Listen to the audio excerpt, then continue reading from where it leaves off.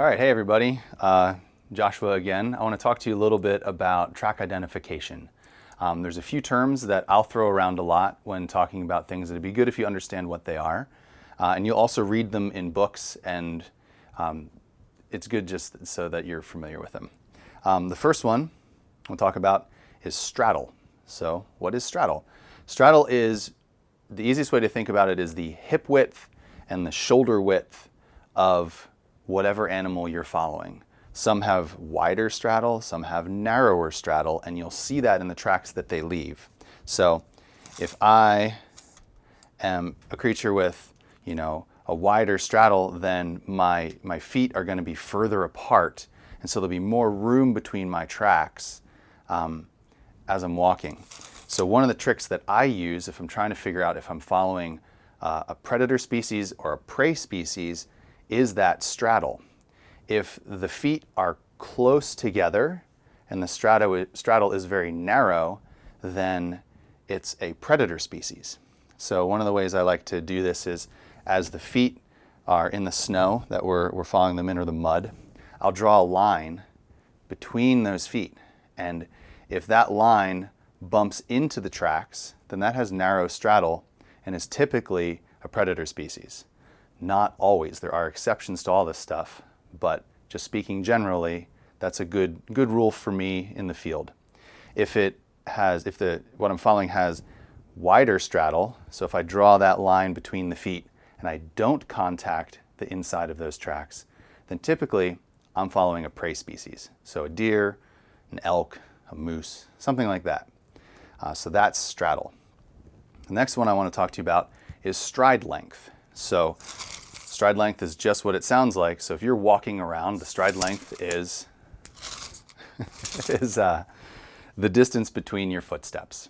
So if you have 4 feet, then that's going to make things a little bit different. So I'll follow cats around, and they'll put their right foot down and their left foot down and their right foot down, and you get this kind of offset dotted line pattern through the snow. And I will measure their stride length from, say, where the right foot goes in, I'll skip the left, and I'll go to where the right foot goes in again.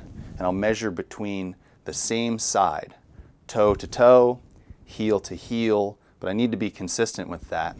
And then I come away with their stride length.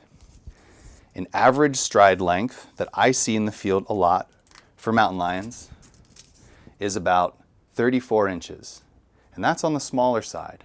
So this is going to be a smaller male, a juvenile, or a female.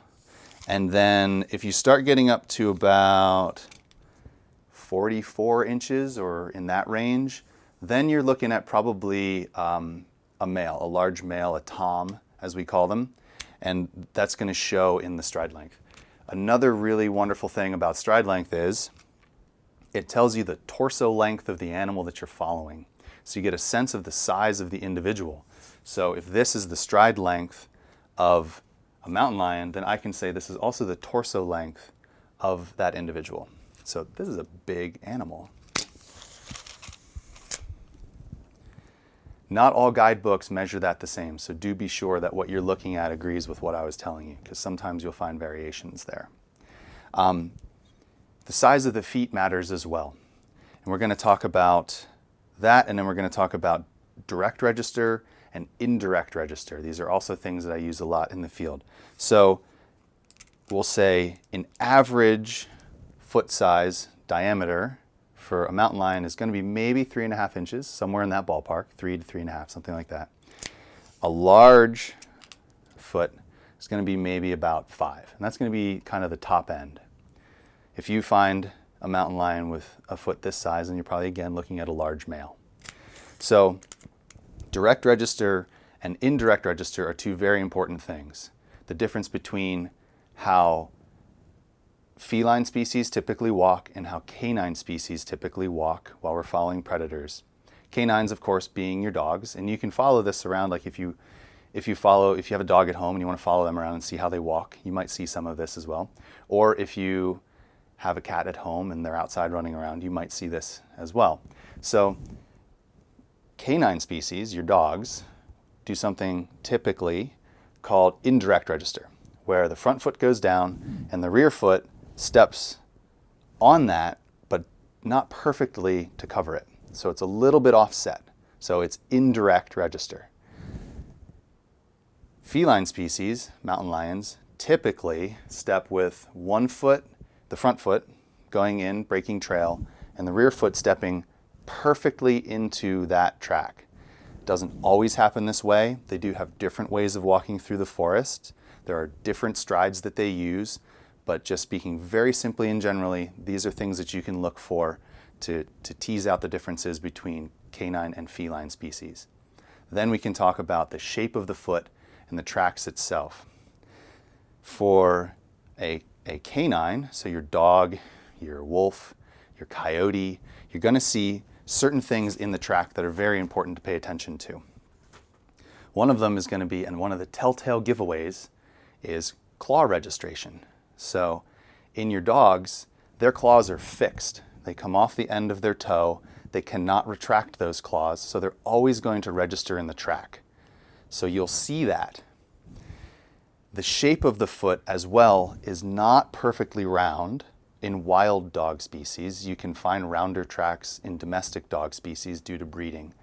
But your wild dogs, your wolves, your coyotes, your foxes, they tend to have a more oval shape or diamond shape to their tracks, depending on how it's described in whatever tracking guide you're looking at, but they're not perfectly round. There's a lot of negative space, meaning empty space, between the toes and the heel pad. So the structures of the foot that are important to note are the claws, the toes, and the heel pad. The heel pad on a canine track usually has two distinct lobes at the back of it. And those heel pads are small in comparison to the toes. So if you're confused about what you're looking at, and maybe, sometimes whether they're walking in mud or snow, it changes the shape of the foot. Or if they're going downhill or uphill, it can change the shape of the foot. So you can look at that heel pad, and you can look at the toe size, and you can say, how many of these toes can I fit in this heel pad? And if the answer is maybe 2, maybe 1.5, something like that, then you probably have a dog, especially if there's claws showing as well. I also look for the negative space between the toes and the heel pad. When a dog steps down, the toes register, the heel pad registers, and this negative space is present. And you can draw an X between the outside toes and the heel pad and not contact the heel pad. When it steps in snow, there's a raised structure in there, almost like a little volcano coming up. That's also a real good giveaway that's a canine track. For your felines, so for your mountain lions, the important thing to look for is the overall track shape is going to be very round. They're very symmetrical, they're very round. The heel pad is large. The heel pad is set further forward in the track, and the toes are quite round, typically. So what I'm looking for there as well is, can I draw that negative space? Can I draw that X with the negative space without hitting the heel pad? And I cannot. I will contact that. So what I find often is there's this nice rounded shape. It looks like a C. So I think of it as like the negative space is C for cat, which makes it really easy to remember. If it's a fresh track, you can see they have 3 distinct lobes in the heel pad. And if you look at the size of the heel pad compared to the size of the toes, you can fit almost all of those toes in that heel pad. It's very large. So those are the structures that I look for: toes, heel pad, and claws. So if you have a cat at home, you'll know that they have retractable claws. So do mountain lions. So that's an important thing to look for. Sometimes the claws will register for mountain lions. If they're on a slippery surface, if they're going over a log, you'll find claw registration, but it'll look very different than a dog. Dog claws look kind of like a Phillips head screwdriver coming off the end of their toe, and mountain lion claws look like this. They're very sharp, they're very hooked, and if they do come out, they extend down, and so they poke down into the snow. So the retractable claws are very important because it's very rare that you will find distinct claw registration with mountain lions or other cats that you're following. So those are the structures that I look for in the feet: toes, heel pad, negative space, and claw registration. That's going to be stuff that'll really tip you off to what you're following around. Then you want to couple that with the straddle, the stride length, and you can start to figure out what it is that you're seeing in the forests.